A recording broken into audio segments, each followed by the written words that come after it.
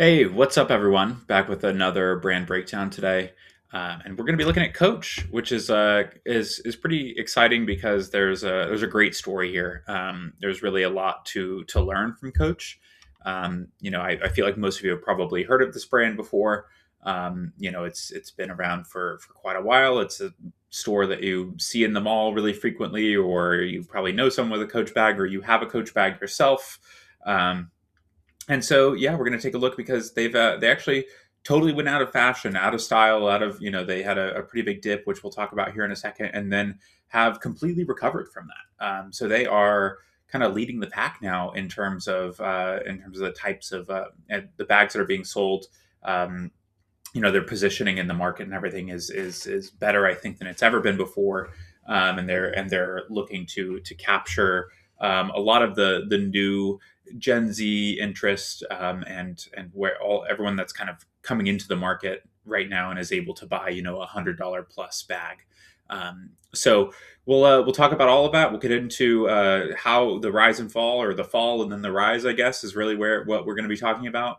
And then we'll jump into their emails and look at how they handled all of Q4, and what they've been sending, and how kind of their style, their design system, everything like that. But let's go ahead and jump in.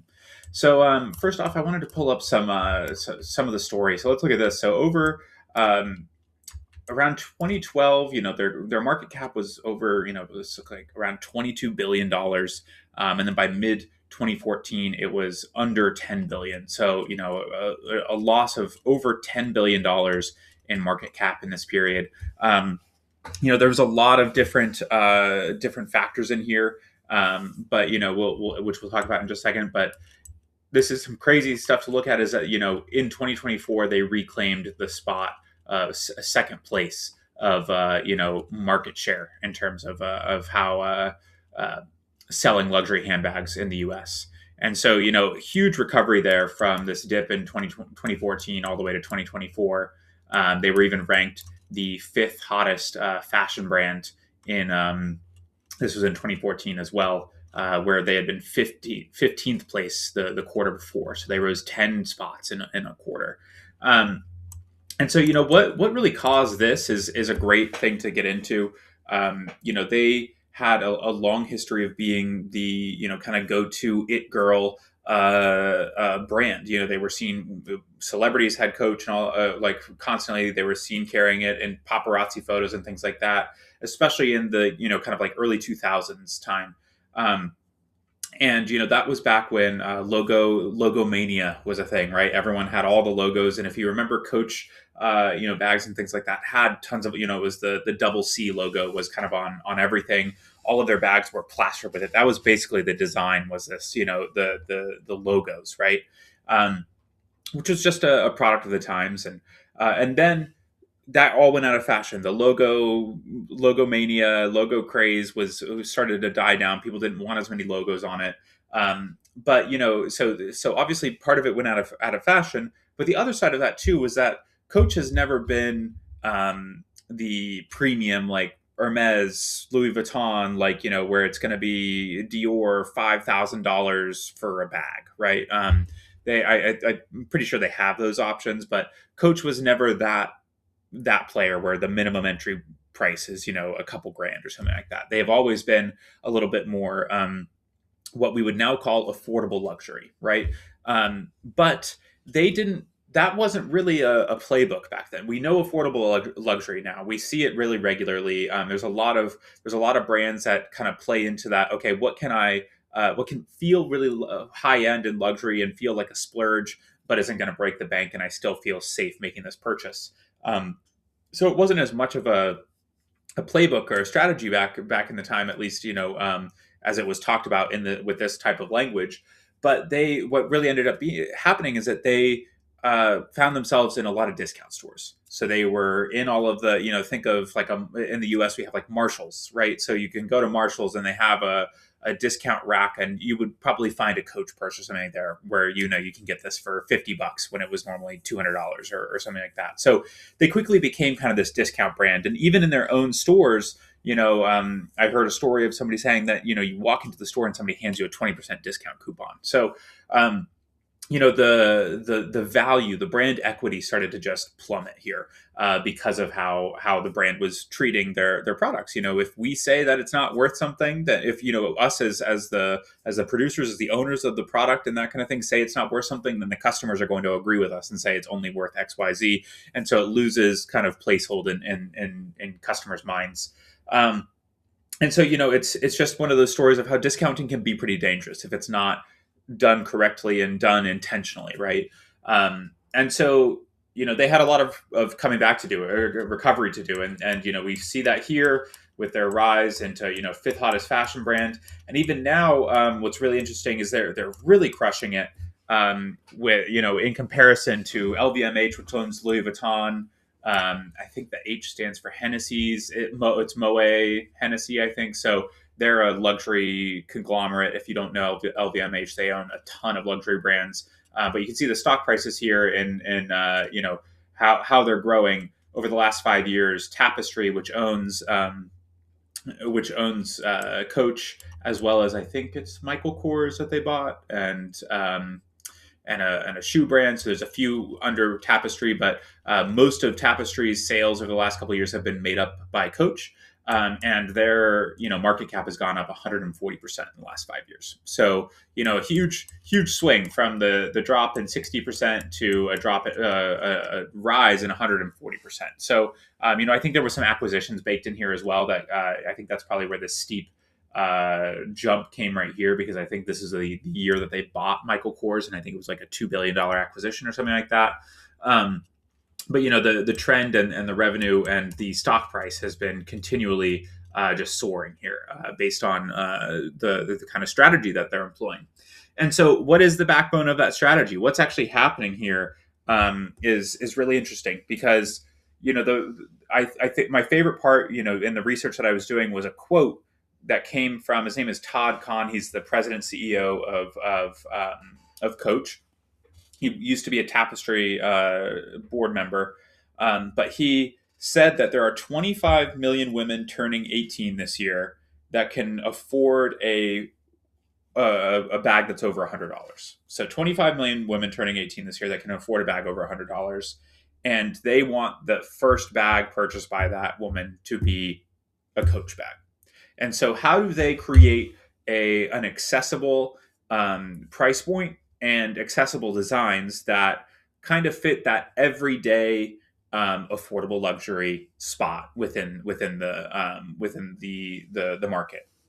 And so that was a really interesting thing to say, and in my opinion, a phenomenal strategy, a really great way to think about it, because that it starts at a few different first principles. First, you're getting a customer early, right? You're getting, if somebody you start to build nostalgia right away. So this is the first bag that maybe they buy for themselves or really want as kind of a teenager, kind of growing into their interest in fashion or handbags or things like that. And so you implant that, and there's going to be an affinity for Coach throughout that customer's life cycle. But another thing too is that with the fashion industry, the trends always start with the youngest generation to begin with. So if you can find something that is going to hit with an 18-year-old, the chances are it's going to hit with a 48-year-old or a 58-year-old or whoever is still interested in that, because they are following the trends that are being set by the young people. So it's a doubly dangerous strategy here to really focus in on that demographic, which we see a lot of brands doing right now. That is a very popular demographic to be focused in on. Gen Zs, are kind of driving that. They're starting to spend more money. They have more access to, jobs and or they have more access to money because of getting jobs and moving into the workforce. And they kind of they steer, especially fashion and those types of entertainment, pop culture decisions. And so that's been a really interesting shift in how they did it. They reworked their entire line. They've started adding little things here and there, like the charms, and kind of as we see like with Labubus and things like that. Well, Coach has their own line of charms. There's you can customize Coach bags. They have pop-ups and in-store experiences. I think they're like even Coach cafes and things and whatnot. And so it's been a really, really fascinating kind of thing to jump into, that of how they've really turned this around. But the core of it is that they discounts kind of killed them, but discounts are actually bringing them back as well. But it's just about how you position that discount. If you have if you're being really intentional about how you're saying what something is worth, it's not that, oh, this bag was regularly $800 and now it's $300. It's actually that this is the best $300 bag you're going to buy. That's a really great way of thinking about it. Of like, okay, now I'm entering the person that the upper echelon of their spending is $300 for a luxury item that is kind of this affordable luxury. They're going to spend money on that product. Whereas the person that can afford the $800 bag isn't going to scoff at saying like, oh, like that's way below what I would want to pay. This is cheap. So it's really fascinating, an excellent example of how to own your brand equity, and really position it in a way that you just have to flip it in the consumer's mind as this is the best $300 thing versus this is a $300 thing that we position at $800. It's a very fine line to walk, but worth doing if you can get it right. But with all that, let's go ahead and look at the actual emails that I have for you today as well. So we pulled everything September, October, November, December of 2025, so we can take a look at how they handle the holiday seasons, or seasons, I guess, because there's so many holidays there. But let's just go ahead and take a look. The first thing that jumps out here is, this is very Gen Z coded. You can see it right away. They're trying to channel your inner child with puffy sticker print bags and wallets. I would argue that it's not just channeling your inner child, but directly targeting. This is something that you might buy for your niece or something like that. If you're looking for a Christmas present or whatever, this is a kind of nice but entry point thing that feels really accessible to that age group. Again, already mentioning the charms, so trying to bring in that kind of like childlike aspect to these products, and just giving Coach a little bit of personality. But the reality is actually their email design system is switching gears over to like specifically strategy behind email. Their design system is very straightforward. It's very simple. Again, not as we see with a lot of really great brands that execute well, is I wouldn't say anything more than like a dozen different types of blocks. Okay. And that's kind of where I think that most brands should live, is in that realm. You don't need a ton of different blocks. You just need variety in how you set those blocks up. Okay. So as you can see here already in an example, this is the exact same header and subheader and CTA. It's just different copy. And then we have, a very side-by-side product catalog. One thing you'll notice in here too is that they are still luxury coded, right? They're still luxury. There's still the kind of subtle design elements that go with luxury brands and how they advertise or market. One thing you'll notice here is like there's no pricing. So everything, we're not telling you the price right away. You have to just want the product. It's more on emotional pull rather than value pull. So it's like, that's cute, I want to see that. And so, the very, very simple email is very straightforward. We're going to see a similar footer throughout pretty much all of these emails. This is how I recommend a lot of brands do their email. It's straightforward. It's high production, because I think there's a, let's see, this is just September. So 4, 6, 8, 10, 12, 14, 16, 18, 20, 22, 24, 26, 28. So, over an email a day here. And that's the only way that you stick with scale in this industry, is by having a very simple design system, reusing blocks, reusing templates, reusing the layouts and the imagery, which you can see. So like that side by side, product feature here, 1, 2, 3, 4, and then you have another variant of it, the 4 block here, the 3 side by side, So as you can see from a zooming out here, everything is very, very similar. And the only thing that's changing is the messaging, timing, segmentation, et cetera, all the inner workings on the back end that are kind of going into running the strategy here. So a couple other things that I want to point out in this bit is that you'll see we have quite a bit of influencer content, essentially. So there's not a true, what I would consider like social proof and of it just being like 5-star review from random customer or whatever, right? This is an influencer, Ava Grace Laurie, who is doing all of these. So she must be some sort of fashion influencer or coach. What do they call? Coach creator. So she's a coach creator. So somebody that is partnered with the brand already to get the type of content that they want. But it still is fulfilling that social proof aspect of, she has a quote here of what she's doing with it, or something I can count on to complete any look, or I can fit my life in here while looking effortlessly chic. So they've got the creator level of influencer here. And then I saw, they've done a lot of different celebrity stuff too. Like I saw like a Little Nas X collaboration, Charlie XCX. I think this is a celebrity. I do not know who Soyeon is, but I'm guessing probably a Korean celebrity. This is another, brand. I'm guessing he is a like fashion influencer. I saw Elle Fanning. Yeah, there's Elle Fanning. So there's a mix between celebrity and influencer, marketing in here, just across the board. I've seen some Coach YouTube commercial. I think it might even be on TV as well, but don't watch cable TV, so I think I see it on like YouTube, where there's I saw him in an email too, but they do the like Coach shoes. This guy here, what's his name? Charles Melton. I don't know anything that he's in, but he's apparently a celebrity, and he likes their shoes. I see him wearing his little ad about doing his audition. So yeah, this is a very common go-to. The first thing that came to mind for me, when you're reviving a brand or trying to give it a new, fresh Gen Z face, is going to the influencer that already loves your stuff. So this is something that was quoted by the CMO of Stanley when they were reviving the Stanley Cup. Going and finding people that were already using the Stanley Cup and those celebrities and having them be spokespeople. Or he worked at Crocs before, and he mentioned his collaboration with why am I missing his name? I actually love this guy too. He has all the tattoos on his face. Oh my gosh, I can't remember what his name is. If you watch this and remember, somebody message me what that guy's name is, or I'll look it up later.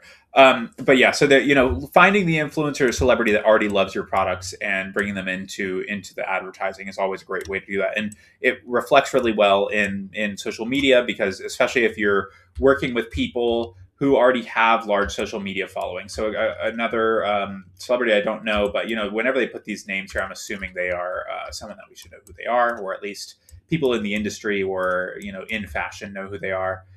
Here's Ava Grace again. That's the girl that we saw before, even though she's not in the picture.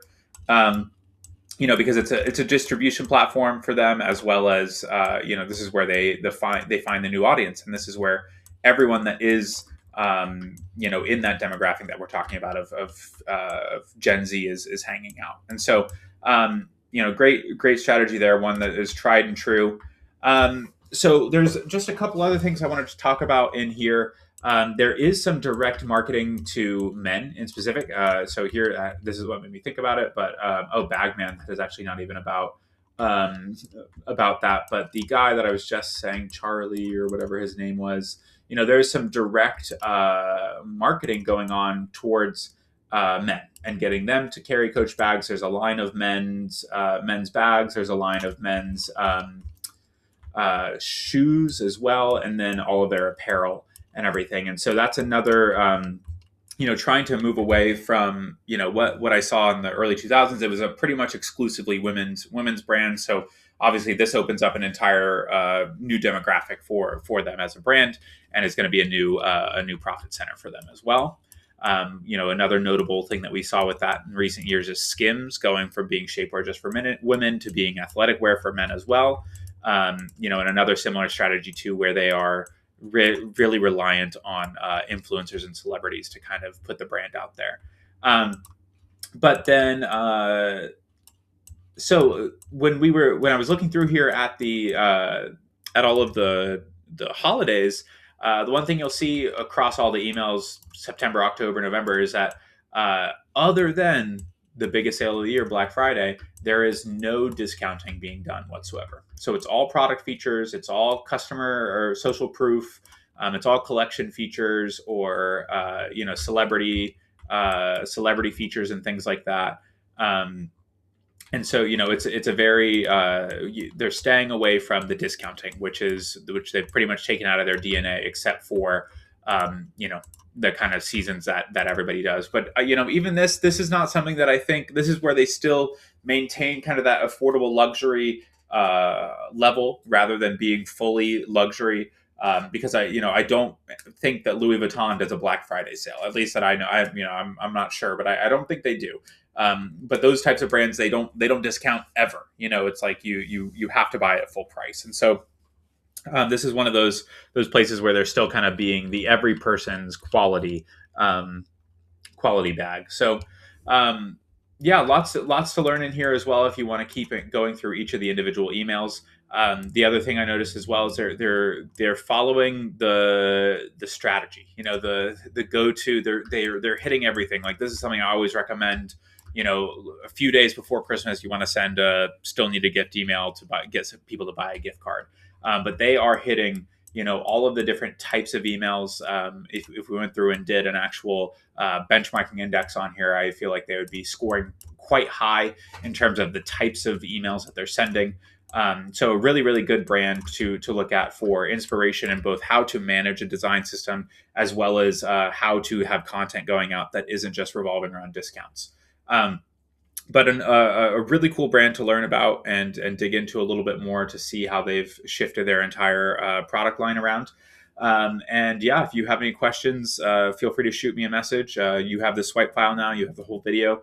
Let me know if you have any questions or want to chat. And if not, I'll see you next time. Thanks for watching.